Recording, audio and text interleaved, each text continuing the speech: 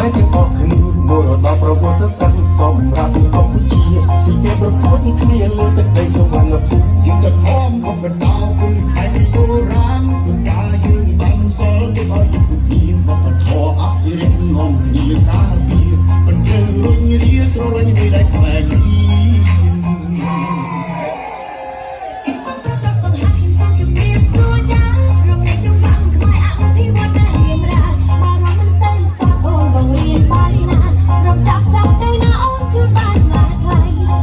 ទស្សនាប្រាសាទបុរាណស្រែកឈ្មោះទាំងប៉ុន្មានឲ្យបានយកពីអត្ថន័យចម្លាក់នៅលើប្រាសាទគេក្នុងតាអស្ចារ្យក្រៃមានកូនខ្មែរប្រុសស្រីសូមសន្យាខិតខំថែ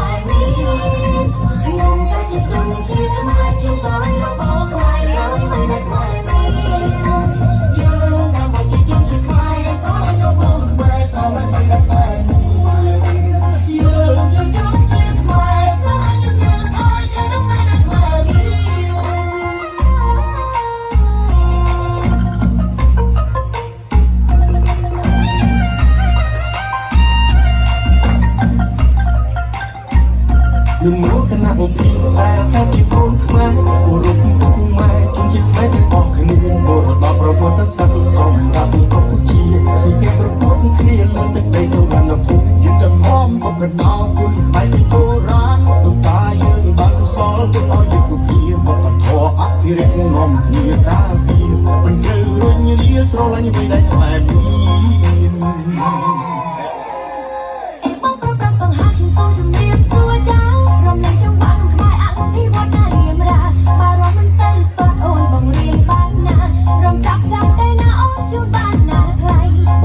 ទស្សនាប្រាសាទបុរាណស្រែកឈ្មោះទាំងប៉ុន្មានឲ្យបានយកពីអត្ថន័យចម្លាក់នៅលើប្រាសាទគេនោះតាអស្ចារ្យក្រៃមានកូនខ្មែរប្រុសស្រីសូមសន្យាខិតខំថែ